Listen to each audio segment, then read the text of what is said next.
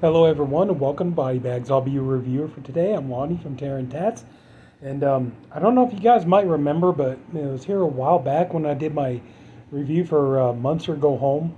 One of the actors, Bernard Fox, who played was it David's father? I forget the name of the character, but I had mentioned that the movie that I remembered him the most from is a movie that I'm going to go ahead and I'm going to review today. I got the go ahead, so. From 1980, we're going to talk about The Private Eyes. Now, I know this is probably going to seem weird because, look at the star of the movie, Tim Conway and Dom Knotts. But, I didn't even think about this until Rob mentioned it, and it's true. This movie is very much a gateway movie into horror films.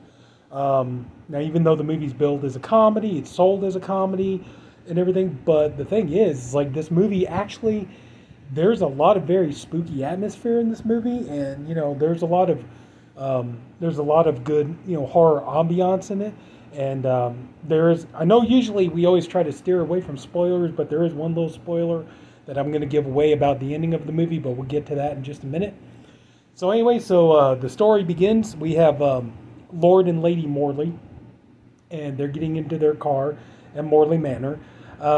They're getting ready to go out, for a dinner party, and it's established very quickly that Lord Morley has this problem where he can do nothing right. But I don't know. It's like, it just seems more like, the man just doesn't like really choose his words well, but that doesn't say anything like he does. I don't know. Like, just to me, that was kind of a little nitpick I had. It's like, so what? So he doesn't always speak very eloquently and doesn't speak like an aristocrat, so that means he doesn't do anything right. So I don't know, that was always weird. But anyway, so they're getting ready to go out to dinner, and Lord Morley realizes he forgot his cigars, so he's going to go back to get them, and he leaves his wife in the car. Well, his wife is sitting there waiting for him to return, and in the back seat we see a shadowy dark figure that we don't see who it is reach up with a handkerchief and strangles Lady Morley and kills her. Lord Morley, he returns to his car. He sees her, and he thinks that she just fell asleep while he went back in. Then he looks into the rearview mirror. He sees somebody in the back seat, and before he can do anything, he's hit over the head. And then this figure dressed like this kind of looks like something out of like Hot Fuzz or something you would see out like what are those things called? Lord of the Rings, I'm sorry, I'm not a Lord of the Rings scholar. I think you can tell that, but looks like something out of Lord of the Rings or Hot Fuzz. So anyway, in the movie, the character is called the Shadow. So puts the car into drive. The car sails off and sails into a nearby lake, and then it's reported that Lord and Lady Morley drowned. Okay, so then you get a fun cartoon drawn opening credit sequence. And then we're introduced to our two main characters, Inspector Winship and Dr. Tart, played by, Don Knotts and Tim Conway. Now, obviously, you could tell from looking at the two of them, Tim Conway is supposed to be is inspired by Sherlock Holmes, and Tim Conway is inspired by Dr. Watson. So they're on their way to, Morley Manor to investigate the case, and, Dr. Tart has all these fun idiot, eccentricities about him and stuff like. He carries like all these cages of pigeons with him. So in case if they need to get a message, back to Scotland Yard, that's who sent them to investigate the case, is Scotland Yard.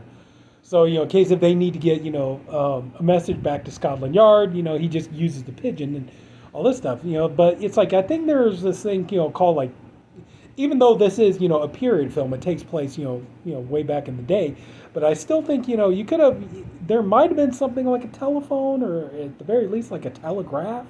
I think there could have been other ways besides, using pigeons. And, Dr. Tart, he's also an inventor. He invents all these weird gadgets and stuff. Like, one thing he invents is a gun, with a clock, built into the pistol grip that goes off every hour and all that stuff. And he, creates all these other things. So anyway, so they get to Morley Manor, and they, of course, like any kind of murder mystery, you have this long list of suspects, and you got some very fun character actors in there. Bernard Fox is one of them, from Munster Go Home. He plays Justin the butler, And his whole thing is, it's like, he's clearly psychotic. He explains, when Dr. Tartan, Dr. Tartan and Inspector Winship are questioning him, he explains that, he's like, I murdered my wife and my lovers and her lovers, but, Lord Morley justified it was reason, said it was justifiable, reasonable insanity and all this stuff. And Tim Conway's like, well, how many lovers did your wife have? He's like, 13. So, and then you have the nanny played by Grace Zabriskie. Grace Zabriskie, character actress, you've seen her in all kinds of stuff. She was in, Child's Play 2. She was in a lot of David Lynch's stuff, but maybe not a lot, but, she was on Twin Peaks. She was in Wild at Heart.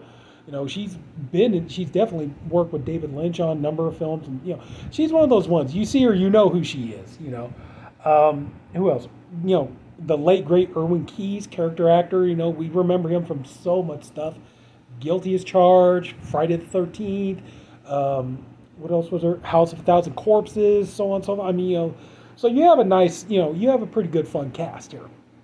But going back to Bernard Fox, his thing is like, whenever somebody says the word murder, he flies off into a rage. And it's like somebody has to, like, kind of knock the hell out of him to snap him out of it. So, like, Grace Zabriskie will come up and just, knee him in the groin and all that stuff. But anyway, so they start, they're trying to investigate the case, and it's very much like an Agatha Christie murder mystery and stuff. And there are a lot of very creepy sequences, though, in this movie. There's a scene that's creepy in the graveyard. There's like a graveyard on the property. They go to there's a stable. And one thing that keeps happening is every time they come across, like they're saying, like, okay, we need to go question the cook. Well, they find the cook dead in a dumbwaiter, or they find, the stable man who is Irwin Keyes' character.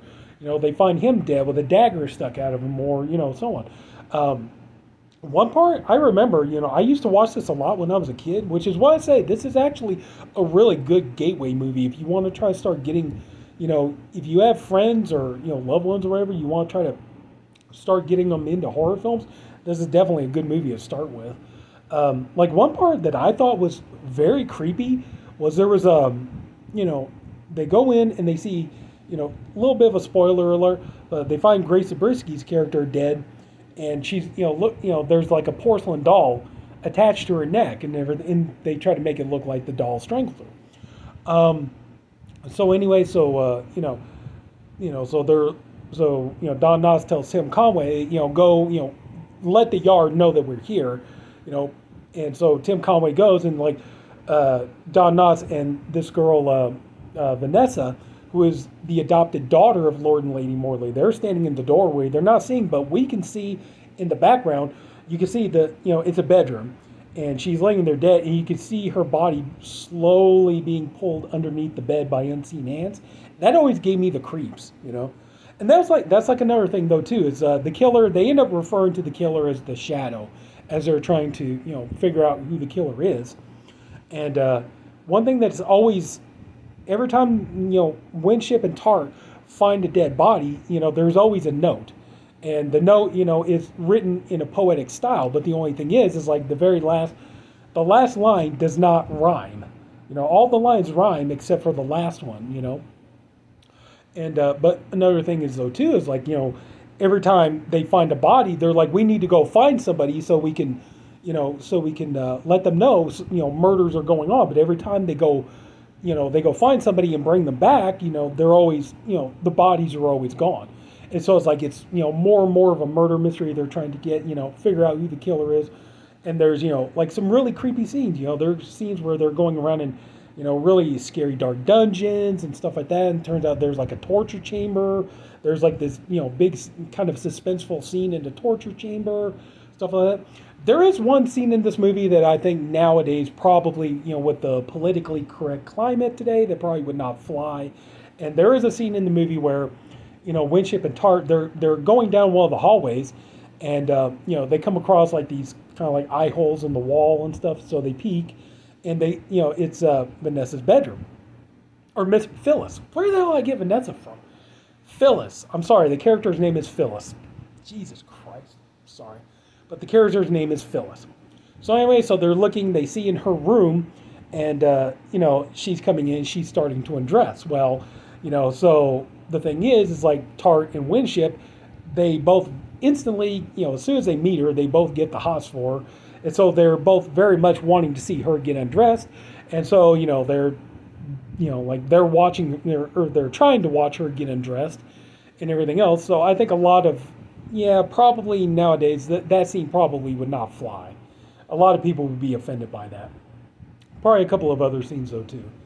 But so this would probably be viewed as very politically incorrect nowadays. But so anyway, so while they're trying to figure out who the killer is, Dr. Tart, Tim Conway's character, he comes, he starts bringing up this theory of, that there is this kind of urban legend, kind of a mystical creature called a Wookalar.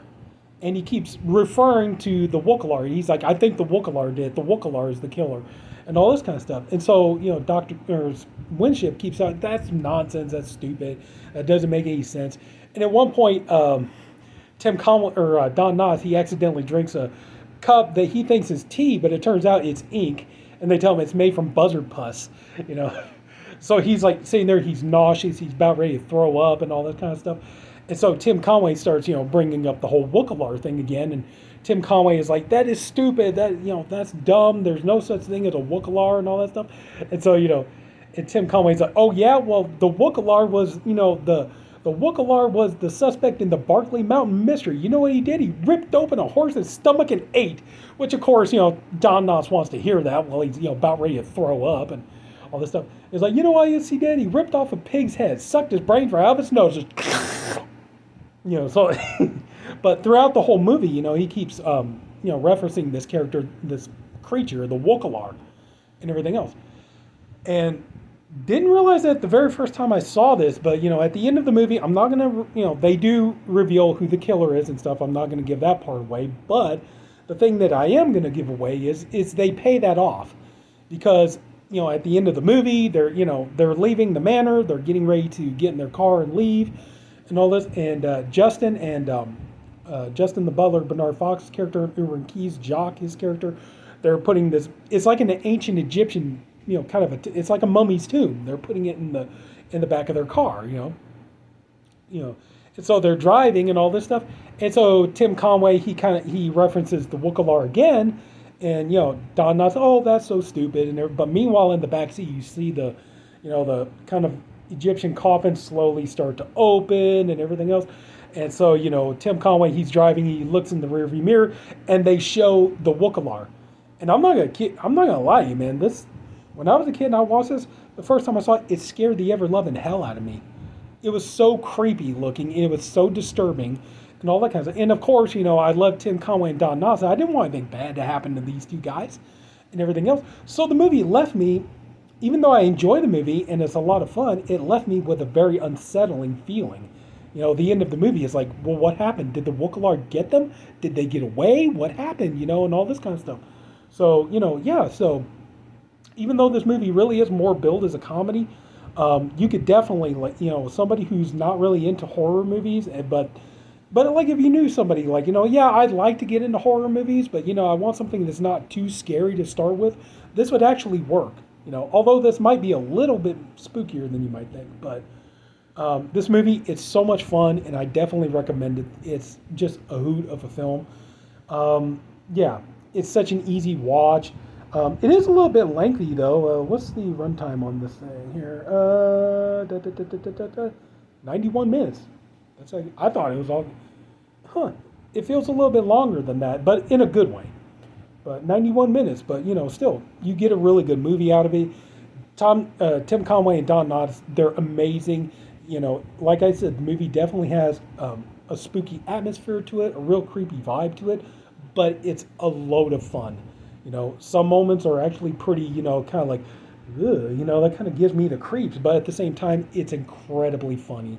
So if you're one of those kind of, you don't mind humor with your horror, then The Private Eyes is definitely one you're going to want to check out. So, but that's it. So if anybody took the time to watch this, I thank you for doing it, and I appreciate you for doing it. I honestly hope you enjoyed the video. If you did, please leave it a like. If you haven't already, please go ahead and subscribe to the BodyBags channel. We have a different reviewer, one for every day of the week. I'm the Saturday reviewer. We have a great bunch of guys. Everybody's doing great stuff. We got fun videos. We do theme weeks. I got to pick this month's theme week, which I think starts this upcoming week, which is Killer Clowns. I thought that would be fun to do. And we have more label weeks. Review it. Kind of like a years in review weeks. I think our next one is going to be 1997. I need to figure out what movie I'm going to review for that. But anyway, so that's it. So everybody, take care. Have a good night, and see you later.